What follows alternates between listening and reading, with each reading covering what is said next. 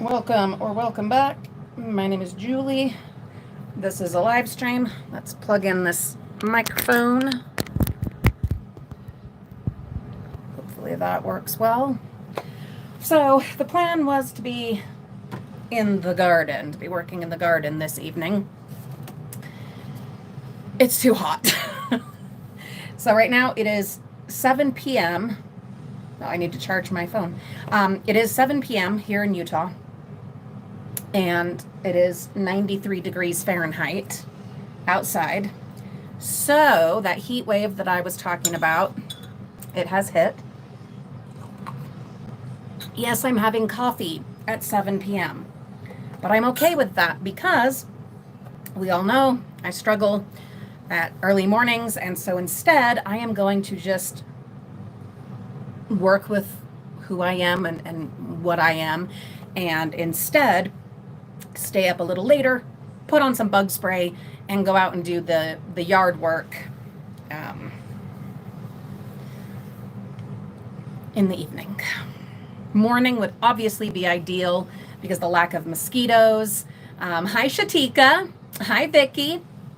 Morning would be ideal, with light and lack of mosquitoes and all of that. But I've got stuff I need to get done. And so we're going to work with my struggles rather than against them. Hi, Pamela. So I had wanted us to live stream out in the yard and do some gardening together, but I was just saying it's 7 p.m. here and 93 degrees Fahrenheit. I'm not sure what that is in Celsius, but it's hot. It's really hot. It's really hot. So we're going to wait. And it's not even like if there at least were some cloud cover or a breeze or something, it might be doable, but not in this heat. And plus the phone would overheat out there, so we would not be able to live stream. So instead, the plan is, I'm having coffee.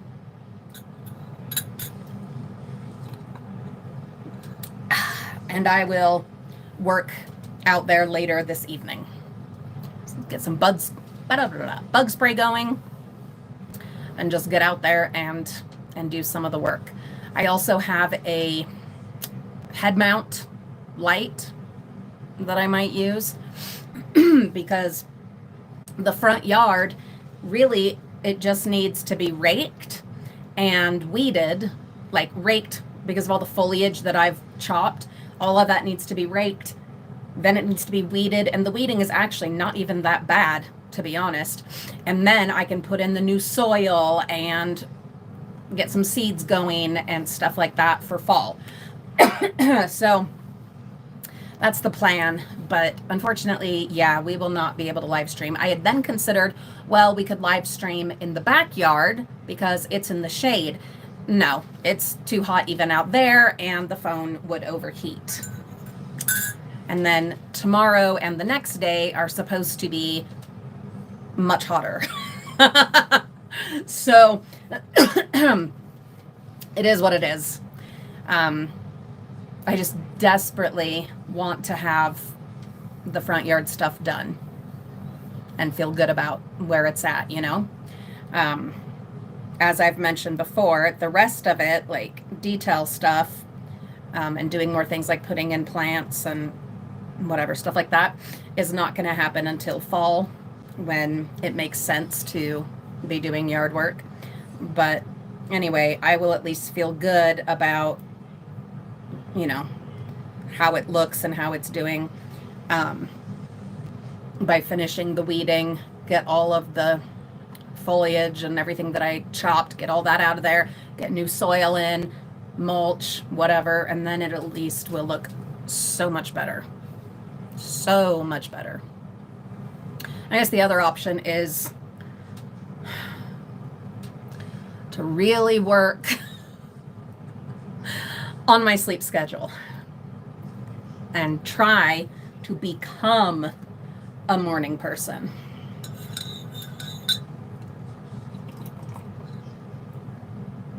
I don't know. It's another of those things that I keep telling myself, oh, well, but summer's almost over, and before you know it, it's going to be school again in a few weeks, and then I'm going to have to get up early.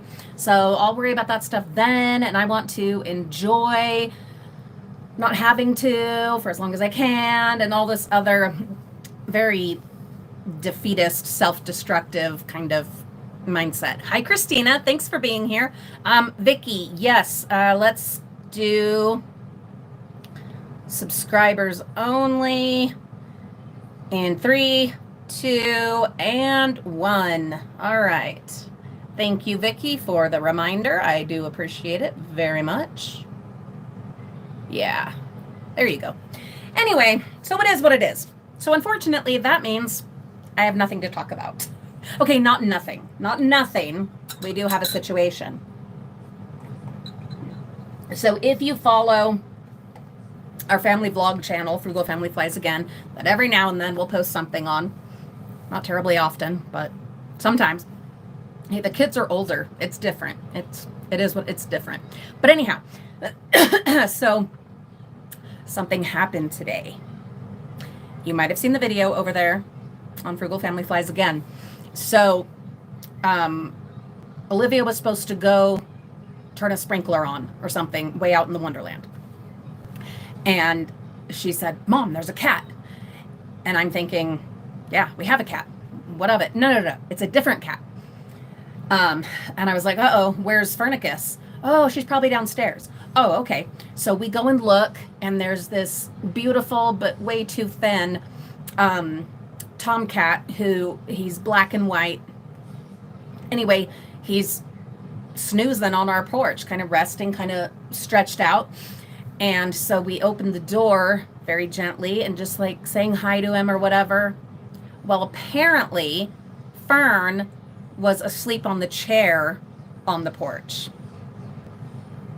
and hadn't noticed this visitor.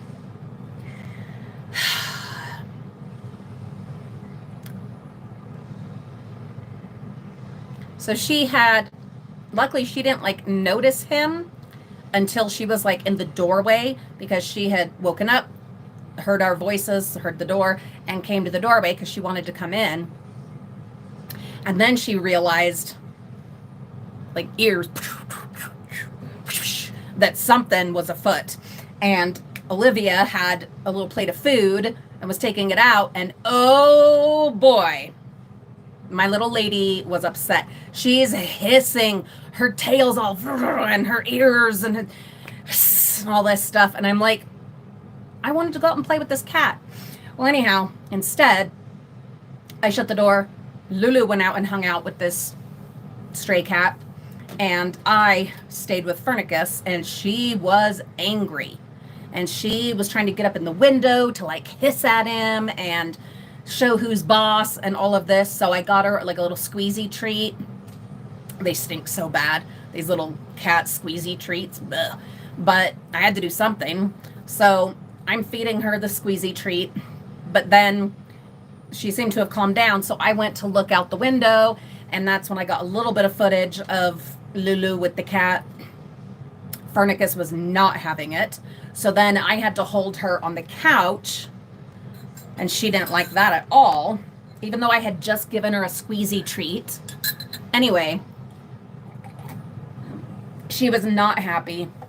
She was upset. She was frustrated that there was this other cat there, whom I've named Jeffrey. There is no way that James will let us have another cat. Like, well, I mean, especially not an indoor cat. But this cat, obviously malnourished, some kind of stray. And Olivia said that he had a sore, like an open sore on his chin. And I was like, well, do you want to put medicine on it or something? And she was like, don't know that we can get away with that. Though she was able to hold this stray cat. But like putting something on it, maybe not yet. So my thought is, if we can get him comfortable, kind of coming up to our house. All the cats love our house because I have so much of the cat mint, whether it's fresh at the time and growing, or it's the stuff that's hanging to dry on the porch. It's like a mecca. It draws them in. And so anyhow, if we can make him a little more comfortable, welcome him, maybe he'll trust us enough to try to treat it, and then maybe eventually take to the vet. I don't know. I don't know. We can't afford it, but anyhow, but the issue with even thinking of trying any of that is Fern. She is so wonderful, and I love her so much. But she is mean. She's mean, and she's territorial, and she is just not conducive to other cats being part of our, like, not conducive to the idea, to the thought, to the concept of taking care of another cat, even if we weren't to keep it. Like, even if we were, just trying to get him healthy, even just as like an outside cat only.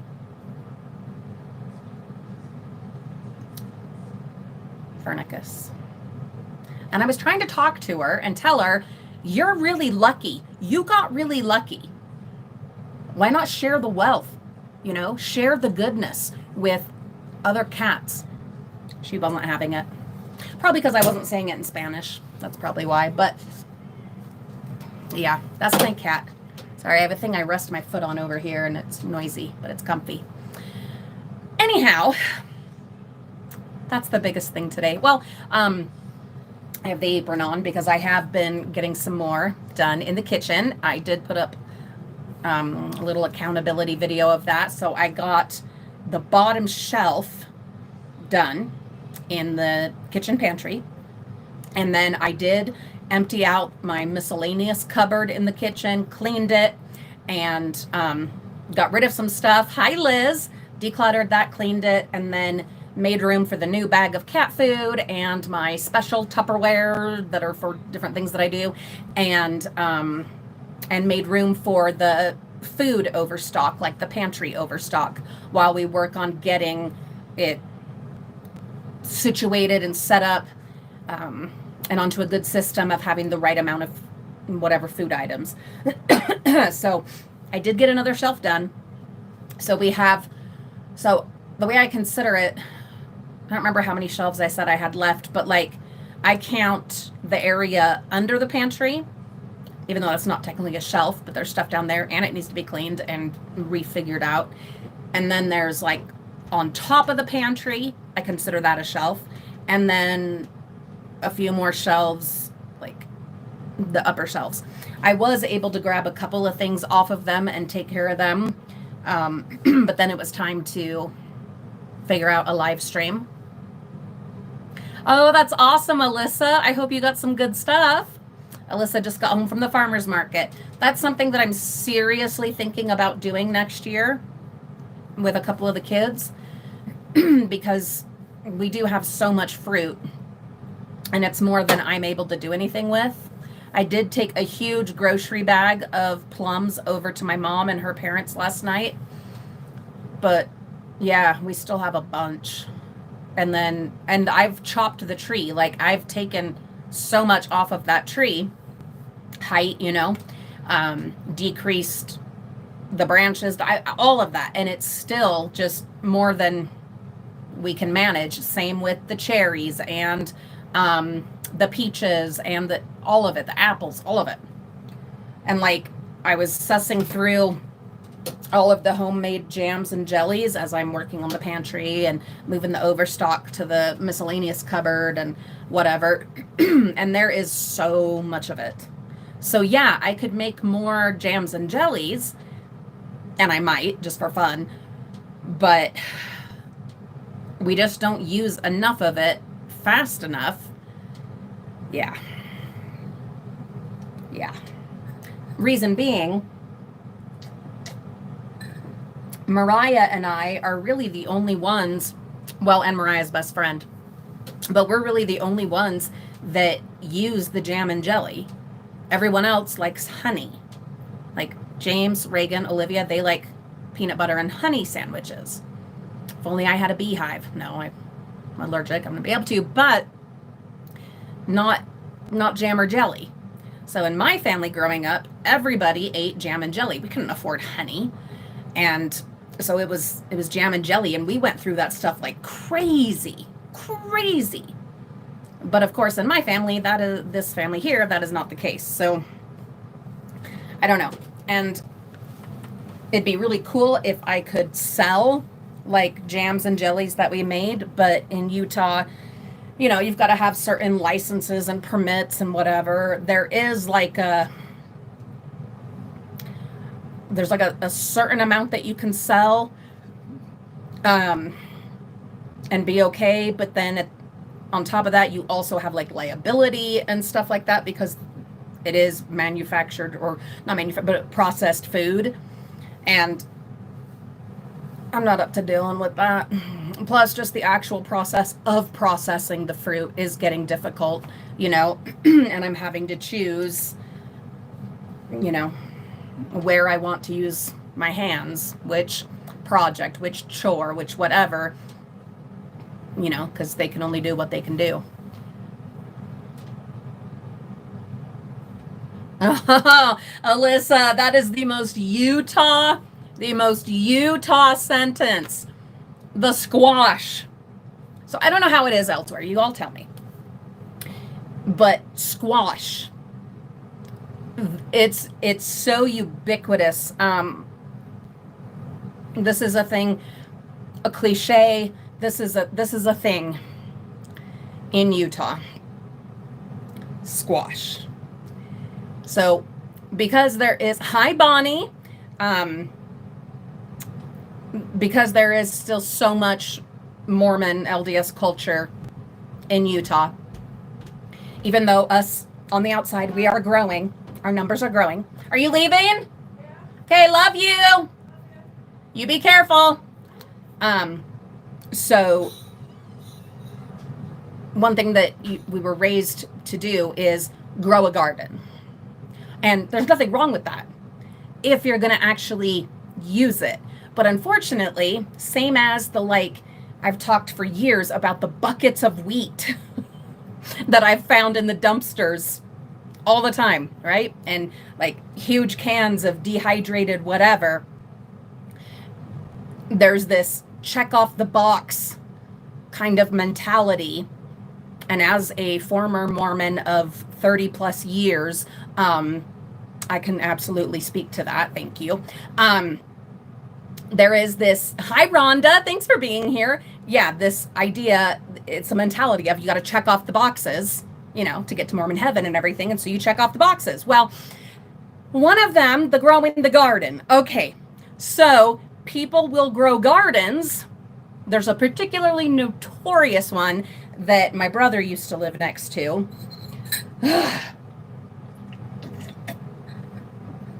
They would grow this massive garden. And every single year, and I've tracked it, I believe it was like 12 years in a row that I saw this happen. They would rototill everything, make beautiful lines, plant all of these vegetables, healthy, beautiful vegetables. And every single year, it would all just sit out there and rot. Every year. But they planted their garden. Because the kind of commandment of it didn't really give much further direction than that. Just plant your garden, be self-sufficient. Now, in different classes and activities and stuff like that I used to attend when I was a member of that church, you know, there were opportunities to learn how to bottle and to can and to preserve and to whatever.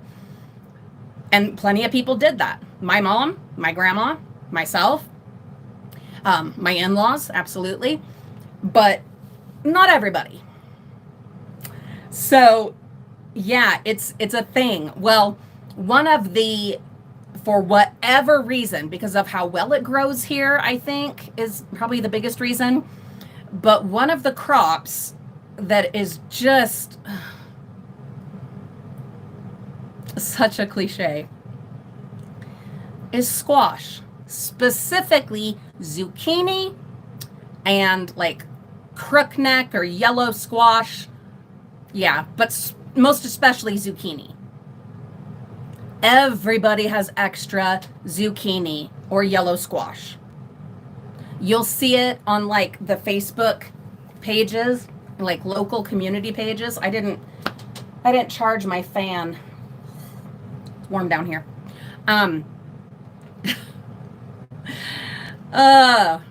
Always extra. Or you would go to church and like near the doors there'd be like a whole box full of squash to take home and share, which is great. That's wonderful. You know, hi Rita, you know, to share your harvest or to be able to receive these goods. That's fantastic.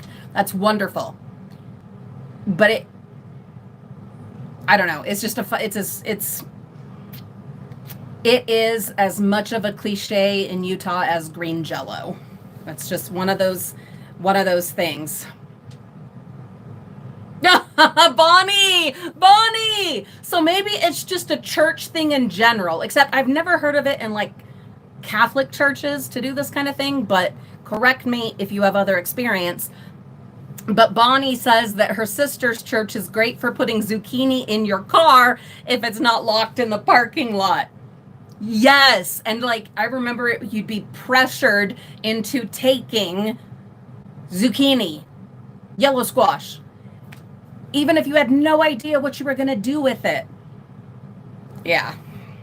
And like something that was pretty cool was we would have cookbooks where everyone in the congregation, what we called wards, would contribute recipes. And then these cookbooks would come together, and you could buy one, even though they were paid for by the church that you paid to support. Whole other thing. Anyhow, so you get these little cookbooks, and there'd be lots of fabulous recipes. I loved some of the recipes, some really good stuff. But invariably, there would be a million ways to use zucchini.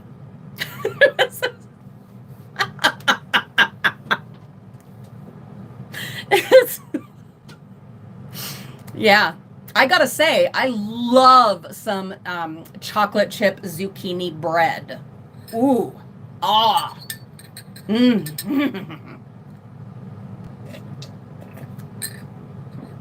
oh, ooh, that's good. So, anyhow, silly stuff. Memories. Yeah. I grew some of my own zucchini a few years ago. I guess it's been several years ago. Yeah. Anyhow, good times. Zucchini. The other thing that would happen is people would, like, if you want it to be good zucchini, you need to pick it at a certain time. Unless you're planning on being part of the state fair and growing the most ginormous vegetable, you don't want actually to let zucchini get ginormous. But they always do. People always do. Whether because they just forget about the garden, or they don't know, or whatever, but you're not actually supposed to let the zucchinis get ginormous. You're not. They're yummier if they're small. But yeah, the craziest thing though was that family that lived by my brother that would plant this whole big garden every year. And then every fall, winter, you would see all of it just out there. They probably, they probably had or have, I don't know if they're still doing it, but probably have amazing soil because they just leave all of it out there and it just gets tilled back into the ground the next year. It's probably really good soil. Ooh, I was just thinking, this just came to mind. I don't know if any of you will remember, but years ago, I purchased this composting box from like the Home Depot. And I've been using it. I don't know. I might have bought it before I was on YouTube. I don't know, but I've never emptied it. And so we're talking probably close to a decade, a lot of years of us putting stuff in and putting stuff in and putting stuff in. And even after all those years and all those years, it's only at this point, maybe just over 50% full. Can you imagine what kind of soil that is in there? Hey, soil can be delicious, not for eating, like actually eating, but for making some amazing plants. Maybe this fall, ooh, yeah, I think we'll do that, and we'll do it on here. We should do that. We should finally harvest some of the soil from in there. Hopefully it doesn't end up being just absolutely horrible, because I admit I have not done the best job of taking care of it and doing all the steps you're supposed to in composting. I've mainly just left it to the sun and the bugs, and I just add to it. So who knows? We should do that. Not, like I said, not till this fall. It's just too damn hot. It's just so hot. And especially because it's out in the sunniest part of the yard. Yes, I am having coffee at 7:30 at night. But I am going to work out in the yard tonight, which I had hoped that we would do together. You and me and you. It's too hot. And the phone would just absolutely overheat. So instead, I'll go out this evening. I'll put on a bunch of bug spray and try to get it done. I just want so bad. Okay, let me tell the truth. Let me tell the honest truth. I am having a fight with myself about Halloween.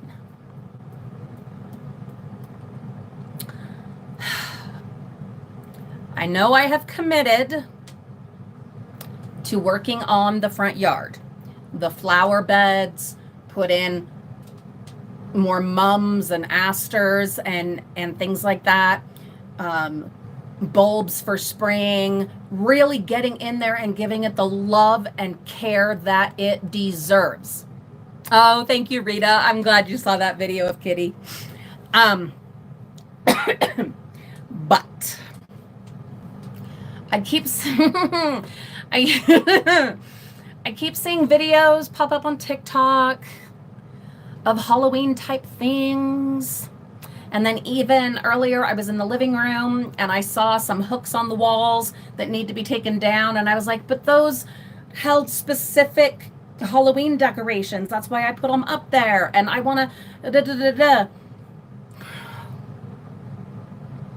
And then I was thinking, once I get the rest of the weeds pulled and rake out all the leftover leaves and foliage, then I can work on the porch and get it deep cleaned and scrub the front window there and scrub the walls that desperately need it. Rent one of those power sprayer things. Maybe even paint the front door. Get new, what is this called? Trim for the door because it needs it. Which then got me thinking about how I want to do my Halloween display on the porch of like haunted pirates quarters or something, or captain, like a pirate captain's quarters. And then it very quickly, like any thoughts I had of like the gardening and all that work was taken over completely. Hi, Phyllis. Hi, Michelle. Taken over completely by Halloween.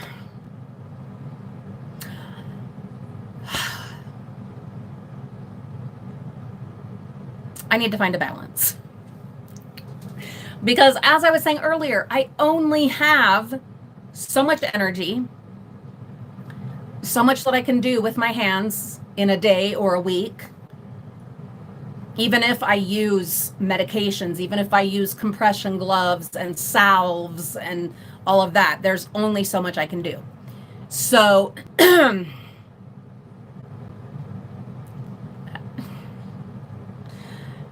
if you've been with me for any amount of time over on the Frugal Family, you'll know I love Halloween. I love it so much. Hi, Renee. I'm so glad you're here. I adore Halloween. But I also I also adore gardening. What I wish, blue sky. Let's dream for a minute. Dreaming costs nothing. I just wish I had a whole crew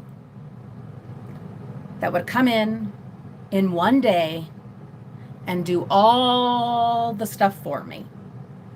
And then I could just maintain it. But at the same time, if I'm 100% honest, I will acknowledge that I really do like doing the work myself. I love the feeling of that.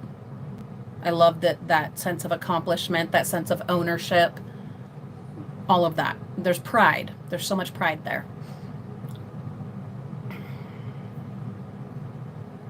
But it would be really awesome. Okay, so maybe not to have a crew that came in and did all the yard work for me, but like the heavy stuff, you know?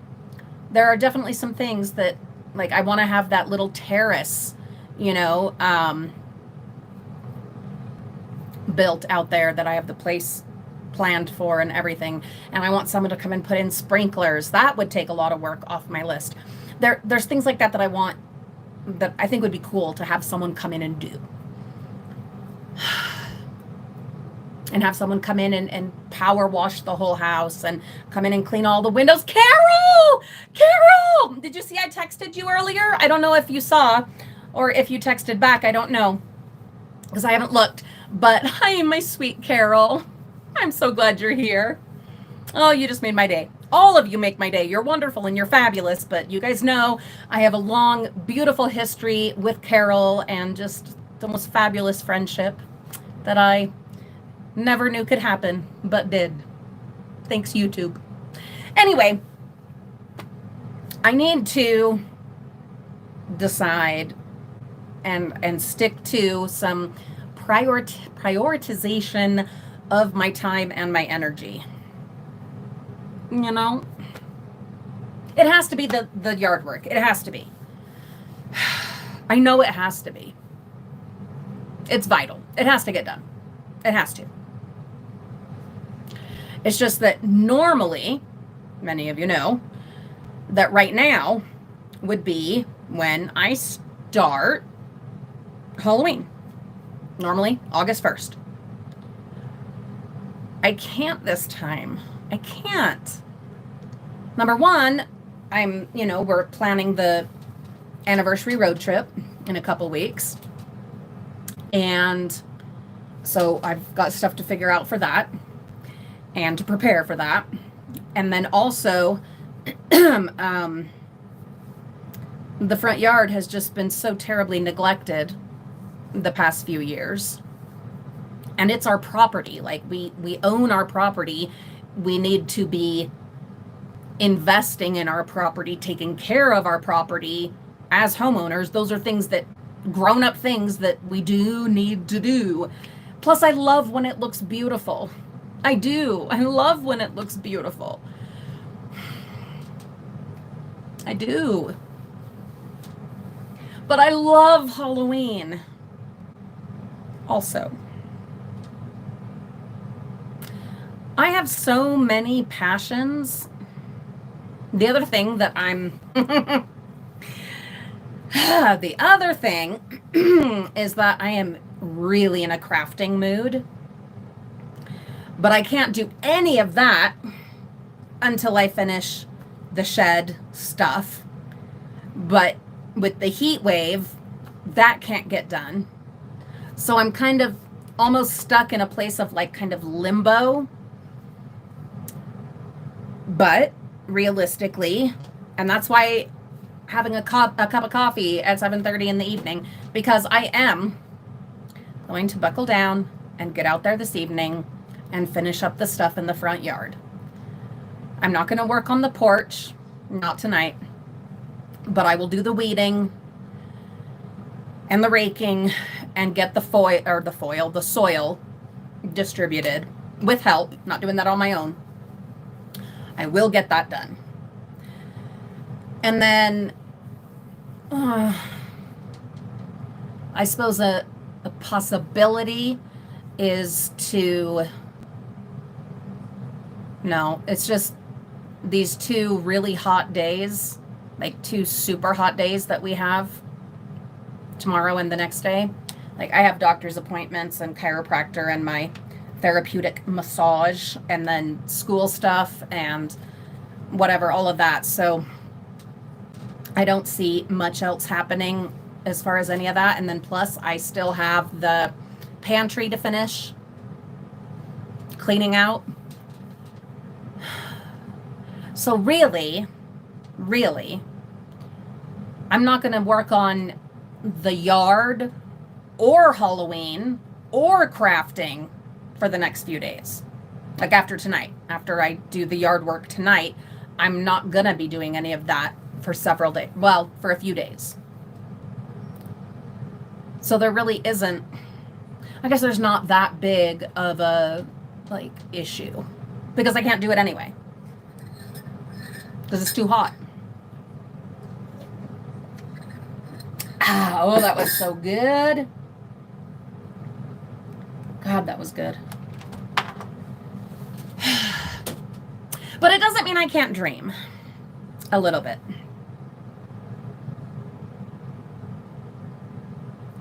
Just think.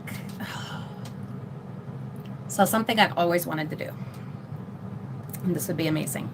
And I know it's everywhere now. You see this all over the place, but I've never done it.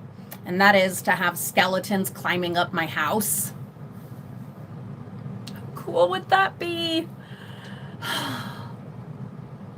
I really want to do that.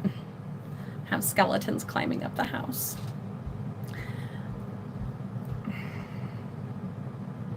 But I have already committed to only having a porch display and then like projector lights in the yard. The thing is, I just know that when the time comes and I do start dragging stuff out of the Halloween shed, it is going to be so difficult. Maybe I should live stream that for accountability, for support, to help me stick to the plan. I don't know. We'll see. Because once you start dragging it out, then, you see this thing and that thing and this thing and that thing, and there's a compulsion, this overwhelming drive to just put all of it up. The one thing I will do in the yard, though, is have Pennywise down in his little spot in the overgrowth of vines. He's there every year. He's falling apart. I've had to do some serious repairs on him. But hopefully this fall, after Halloween, I'll be able to find a new one dumpster diving. I've been hoping that for years because he's fallen apart. But he will be there with his red light focused on him. So there will be that. That's a must. That's a thing that it has to. I have to. Tradition. But the front porch is going to be the main display. And honestly, I can make that wonderful. I know I can.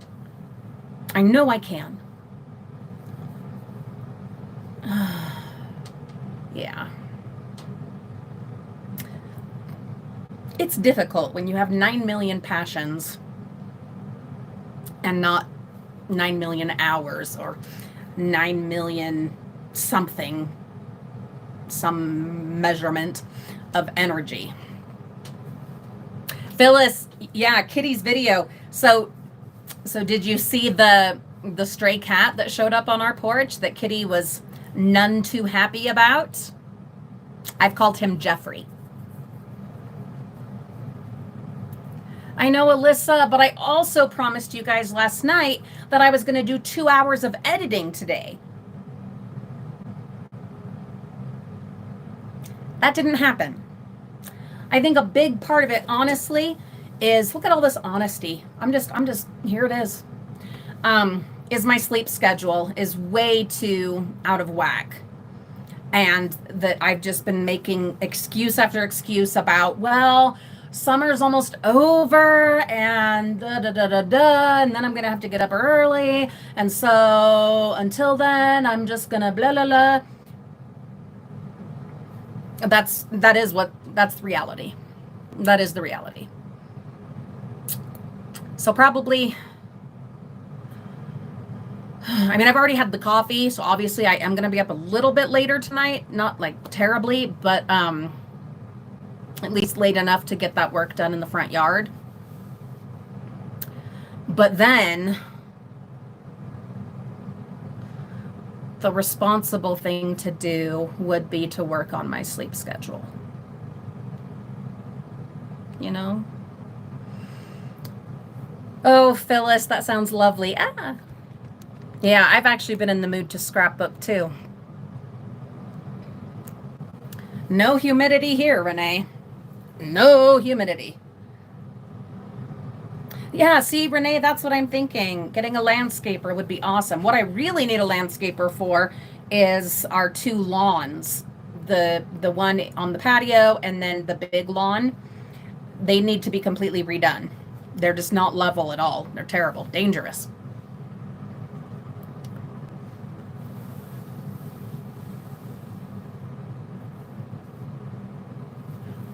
That's a bummer, Alyssa, that anyone would steal your Halloween things.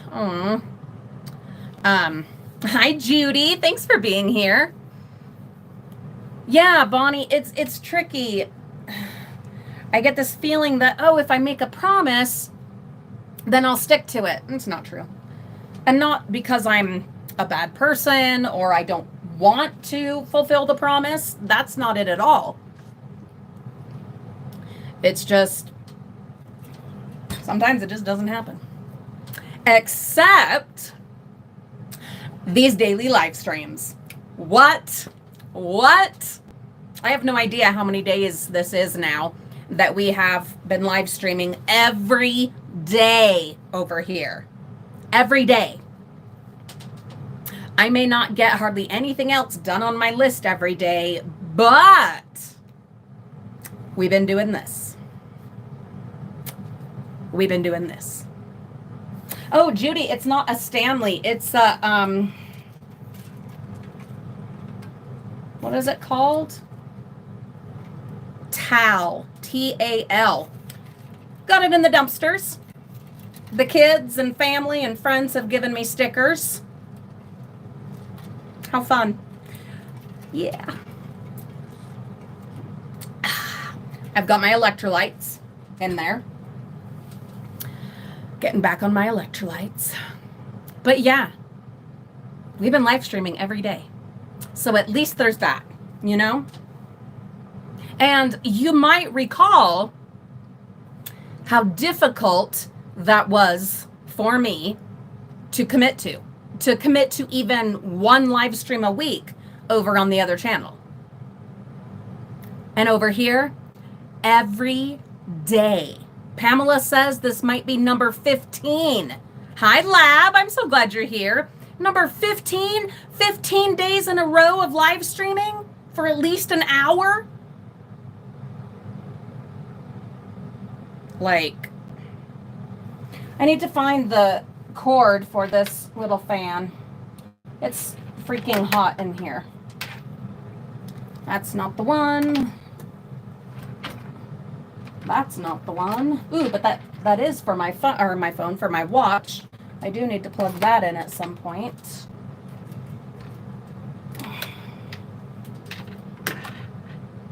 I know there's one over here somewhere. Yeah, it's hot. God, it's hot. Yeah, Alyssa, I don't know. Let's see. I have 31%. Phone was not all the way charged this time because I was busy running around doing stuff. Shoot. Where is it? Oh. I might just have to suffer. Nah, it's not that bad. Not nearly as hot as it is outside, that's for sure. I really wanted us to work out in the yard together. I really did. But I know for sure the phone would overheat out there. It would absolutely overheat. And this phone is on its last legs anyway. So we can't do that. Where that damn cord is. Probably under me. It's probably under me. I'm almost willing to bet it's under me. But this space is very tight. I'm going to look for it anyway. Hold on. It's too hot. You might get quite a view of my ass. My apologies.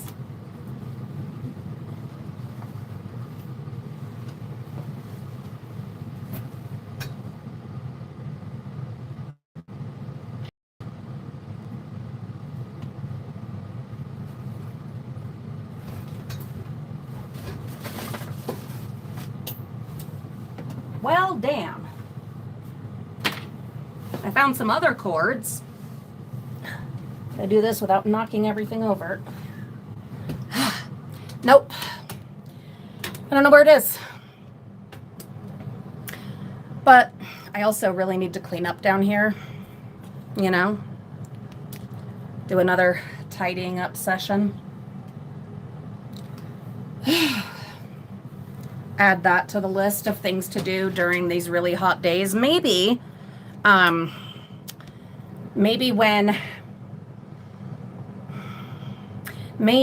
when we finish with the pantry, the kitchen pantry, or when I want a break from the kitchen pantry, then maybe we'll come down here and tidy up. It's not awful, just needs to be tidied, that's all, really. But for some reason, I just don't want to do it. I've also had a lot of fatigue lately. Like, I don't know, some fatigue. Could be from the endometriosis, that's definitely possible. But more likely, it's just the wonky sleep schedule. That's what it is. Let's just acknowledge it. I will just admit it. It is.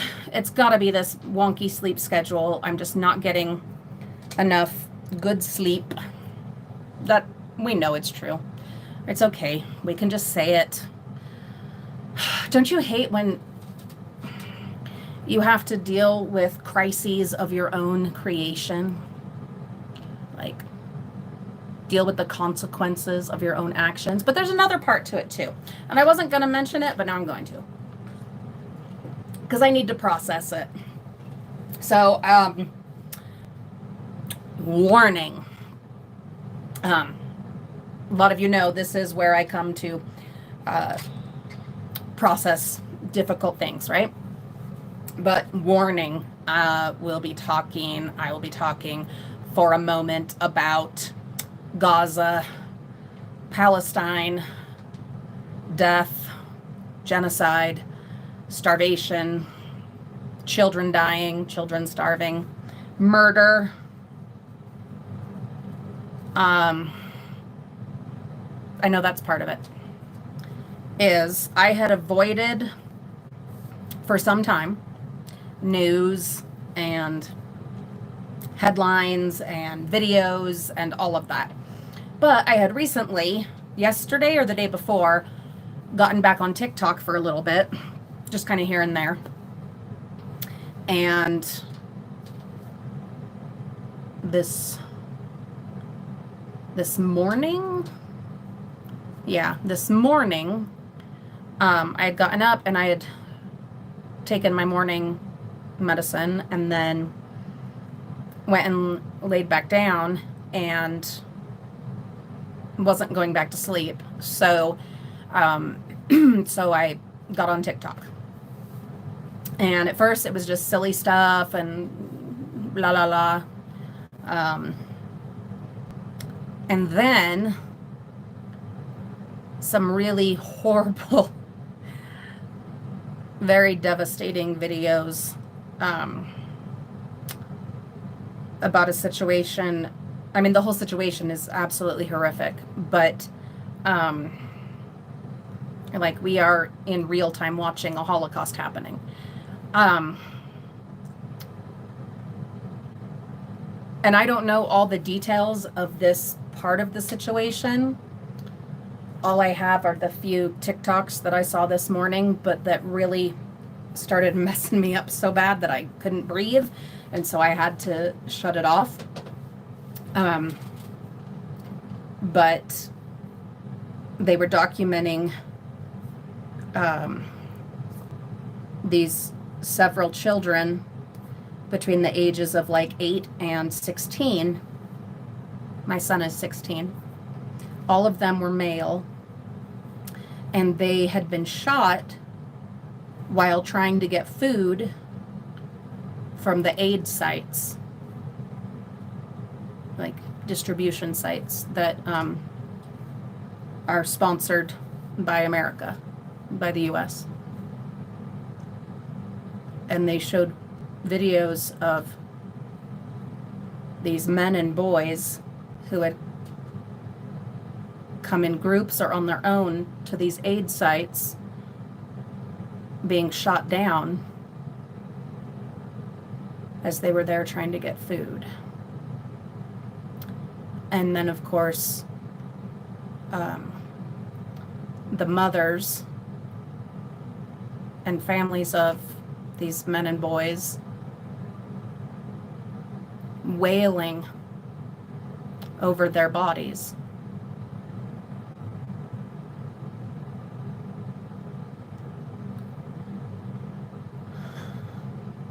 And the one that finally I couldn't take it anymore, he was this beautiful, just beautiful 16-year-old boy.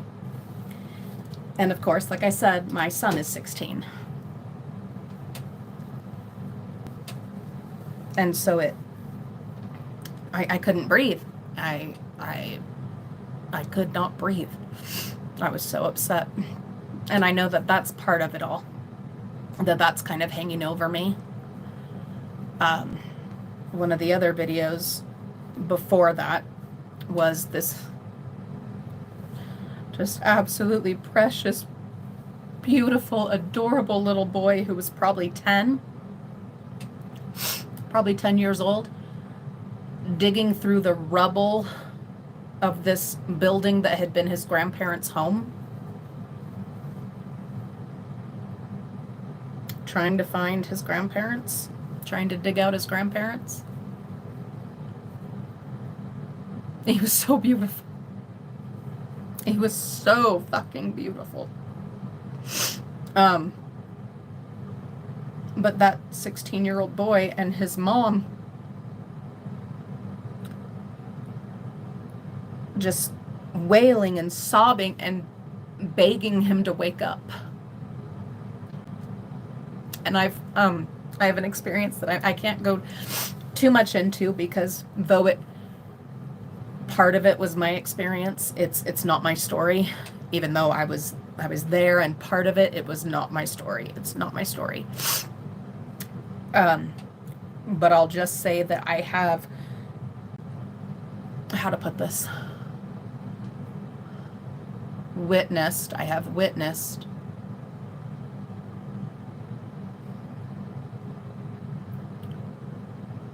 witnessed I don't know how to say it without, I've witnessed the pain and the reality of parents losing their children. I've seen that.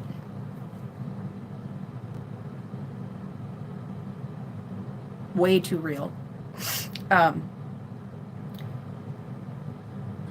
And there's there's no other sound that compares to the real sound of a mother's loss. If you've heard it, you know. If you've ever heard it in your real life, you know that there's nothing else in the world like it. Now, fathers, they have their own reactions, and I don't want to downplay that at all. But the sound of a mother's loss and a mother's grief is so primal, so animal, so visceral, so just, there's something about it. As a mother myself, I get it. I do.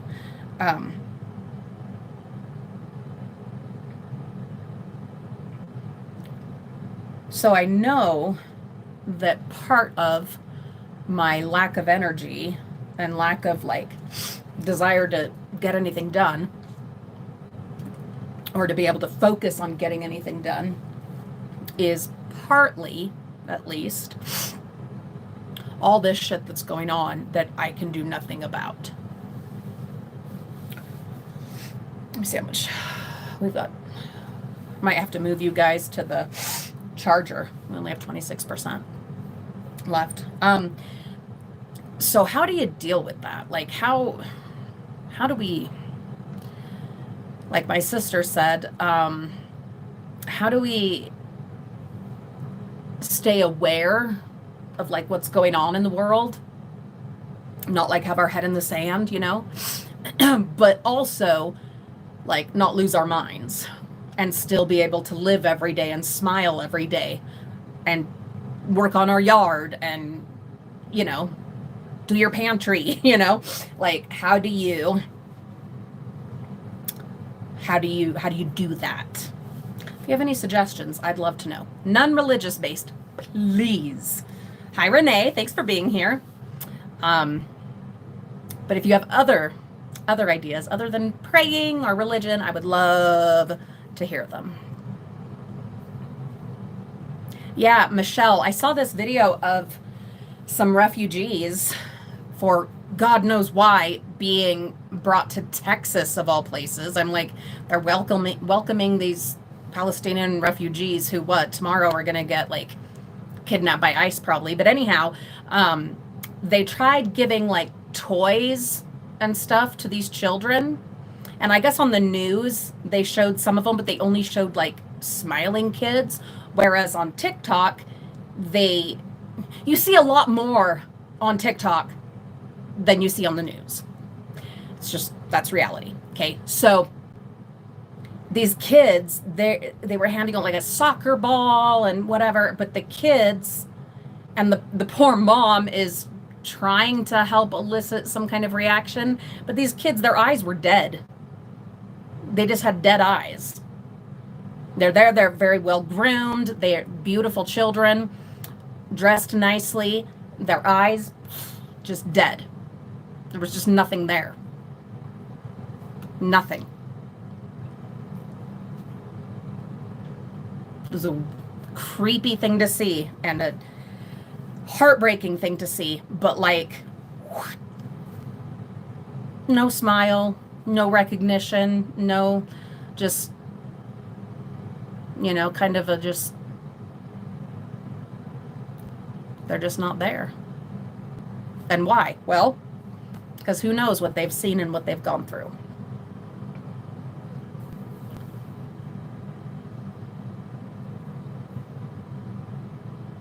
Oh, Michelle. Oh my God. I have never thought of that. Or if I have, I don't recall. Michelle. Oh my God. She says, my friend said there is no name for losing a child. You lose a spouse, you're a widow. You lose a parent, you're an orphan. No, there is no name, is there? Because it's not supposed to happen.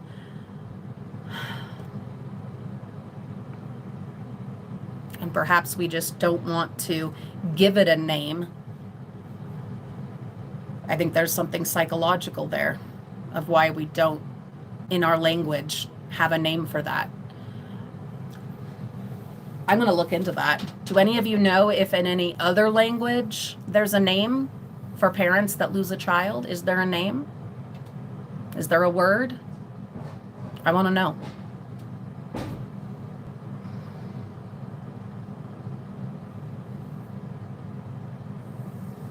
Yeah, Renee, my God. Yeah.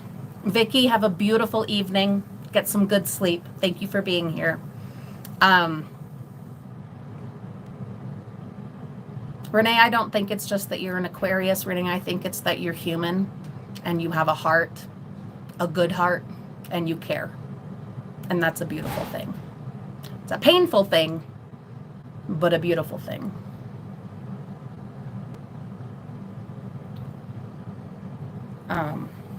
So guys, I gotta find a way. Besides solitaire, which I play a lot of solitaire, I need to find a way, besides solitaire.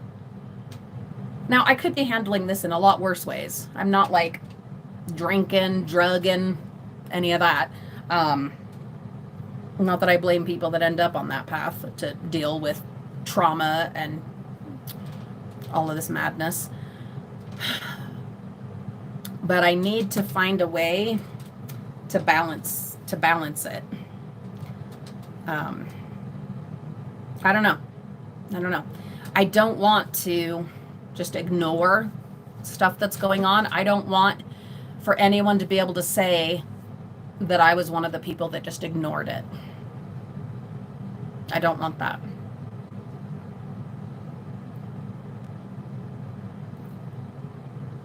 But I also want to be able to smile, want to be able to be happy, want to be able to enjoy my life and my family and do my chores and projects.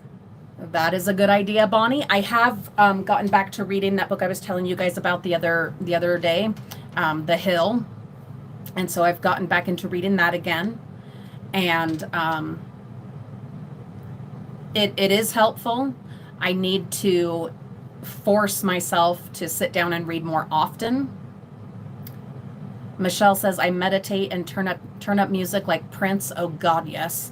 And dance my heart out. I also scream in pillows, getting it out. Maybe that's what I need to do. Dancing, yes, obviously, always a good idea. Prince, always a good idea. Maybe I need to do me some screaming into some pillows. That might be a good idea. Maybe I need to do that. Maybe some guided meditation. I was also thinking of doing like a smudge, like a sage smudge. Something like that, you know, just kind of try to kind of clarify and like, you know, all the like bad juju that's like, you know, it's such a tricky place to be because, like I said, you don't want to be ignoring stuff or pretending it's not going on or pretending it'll never affect you or being heartless or I don't know, whatever. But then you're also faced with the like, okay, but then what are you going to do about it? You know? And then if you take in so much of it and have like a heart and are like a, you know, a good person, which I try to be, you can't help but be affected, you know? And so then, of course, especially being the mom, that affects everybody else in the family. It affects the house. It affects the cat. It absolutely affects the cat. And so maybe I need to do some research. I'm going to. While I wait for it to cool down a little bit more outside. What if I do that? What if I do some research on just like some coping mechanisms, and because I have years of therapy under my belt, but none of it addresses this particular struggle that I'm in right now. You know,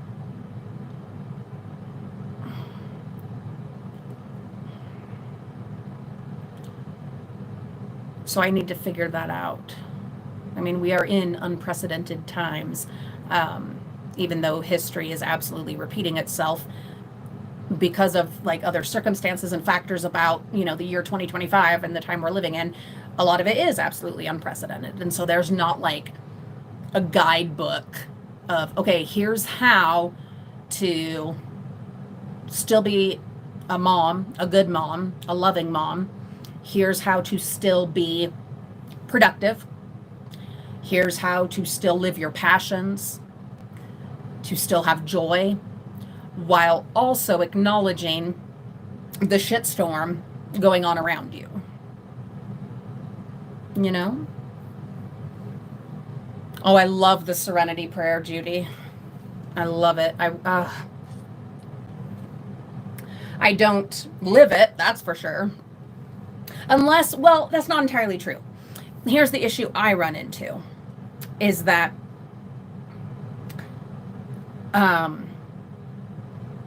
in the process of trying to let go of the things that I can't control and to not worry about them or something, I end up kind of letting go of everything. The good stuff, the bad stuff, everything. And just kind of end up in a kind of immobile, kind of stuck kind of place where there is no sadness but no joy, no movement, no living, just surviving. And I don't know why that is. Possibly a survival mechanism, for whatever reason. But that does tend to be where I kind of end up, in this kind of stuck, numb kind of a place.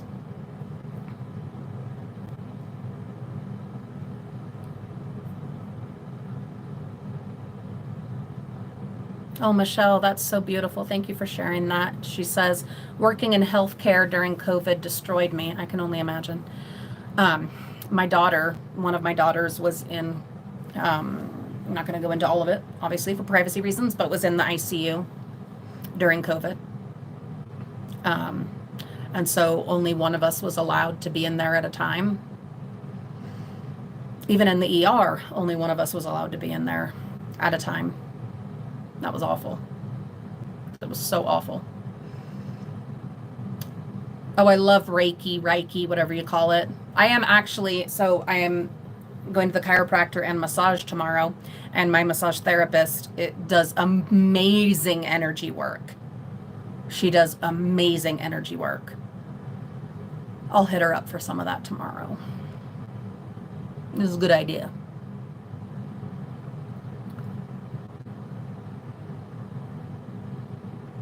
Biggest hurdle, realizing I deserve peace.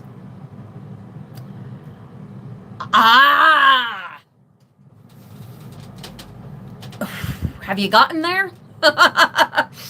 Did you find it? Did you get there, Michelle? Because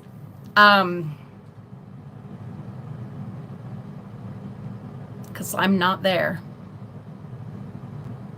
I'm so not there. I have so much survivor guilt and parental survival guilt because my kids are alive when so many others are not. Not just, around the world and all these other things, but because of specific situations and conditions that my children have had and have been through and whatever, and plenty of other parents in my proximity, like in my real life, who went through similar struggles and their kids didn't survive. So there's like massive guilt there, because I know that my kid is no more important than anyone else's kid. No more worthy, more valuable at all than anyone else's kid.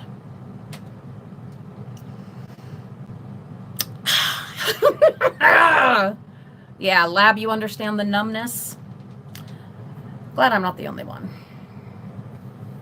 Judy, I believe you. I do. I absolutely believe that we deserve peace as humans that try to be good people and try to do no harm and try to leave things better than they found them and try to ease pain and stuff like that. I do believe it as a concept. But as far as believing it for myself,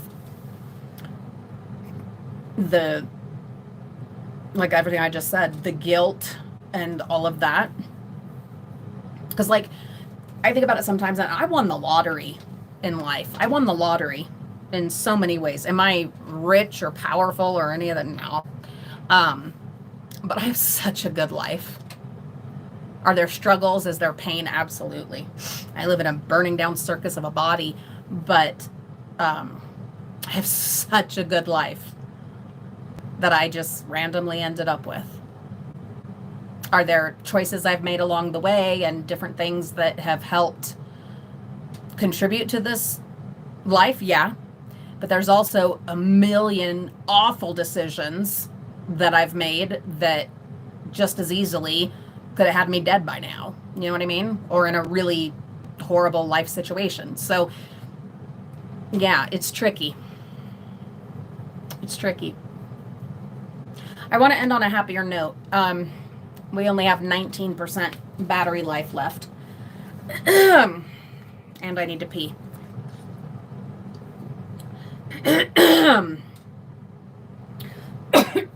A happier note. I get to hang out with my siblings this weekend. We're going to have a barbecue. It's going to be awesome. My anniversary road trip is coming up very, very soon. My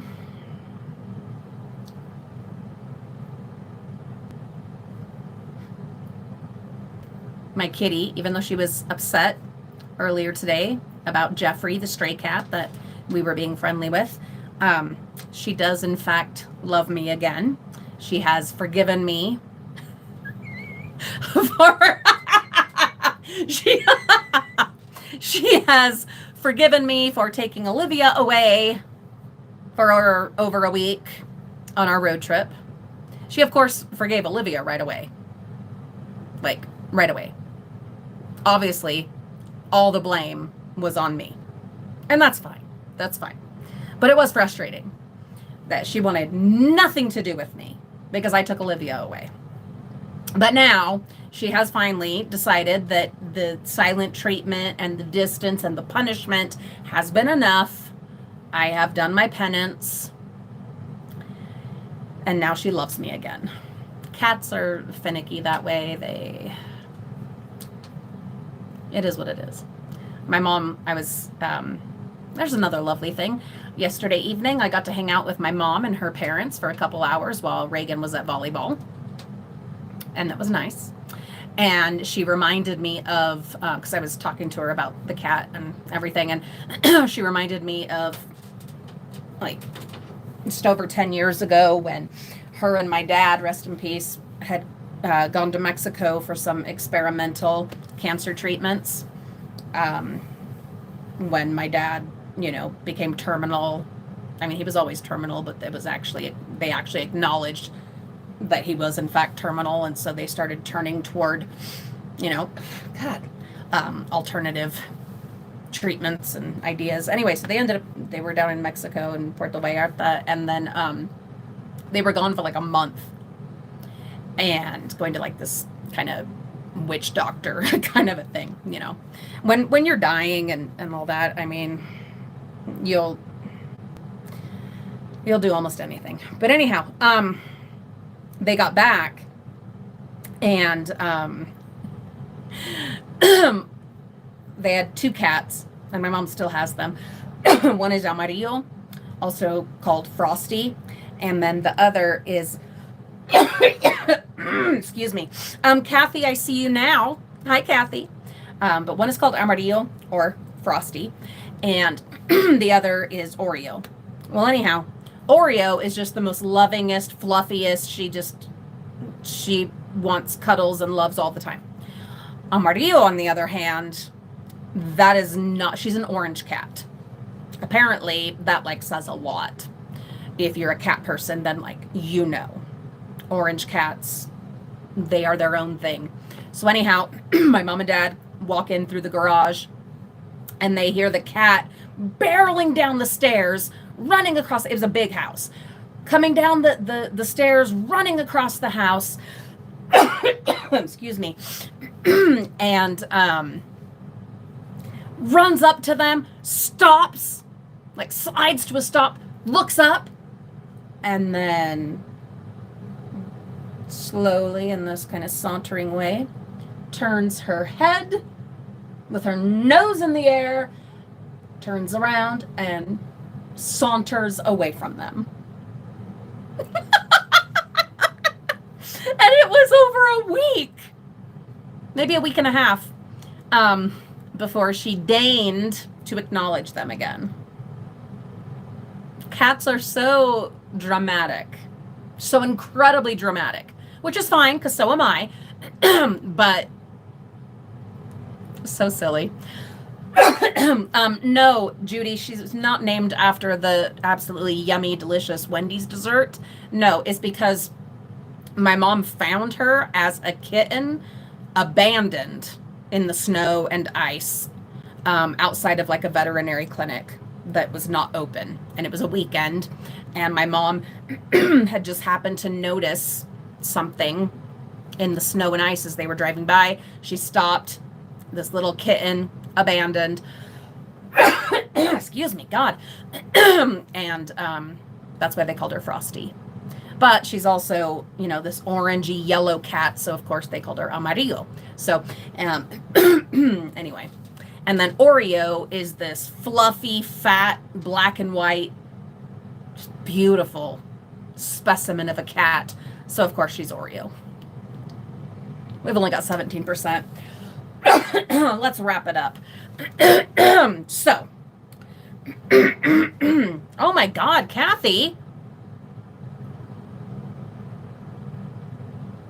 You be careful, Jesus.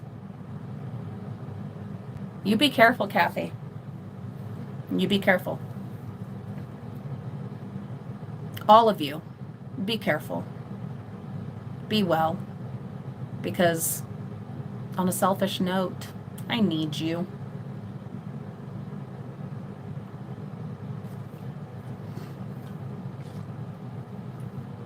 I need you.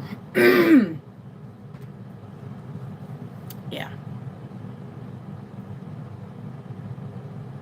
You guys give me this, and it shouldn't be like this. Just being alive and being a mom and having a family should be enough. But you guys give me a reason to brush my teeth. I'm not going to show up to a live stream and not have brushed my teeth or brushed my hair, you know? You guys give me the motivation and the reason right now to do that. And I fully anticipate that we'll, at some point, somehow, move past this incredibly crazy life and world that we live in right now. I have to believe that. And then perhaps I'll be able to do those things for myself even before we get to a better place in our world. I don't know. I would hope so. But in the meantime, I need you. So that is what that is. I'm going to go get some yard work done. The weeding, the raking of the stuff I've chopped down, and then have the kids help me with the bags of soil and all that. so that hopefully tomorrow you'll get a little update, an accountability update of some progress out there. Then we can start on the porch. And then we can think about Halloween. You're loved. You're so appreciated. Anyway, have a good night, you guys. I don't know what time we'll do tomorrow, but we'll meet again tomorrow. We are keeping this streak going. Because I just need it. I really need it. Anyway, love to all of you. Peace to all of you. Good night.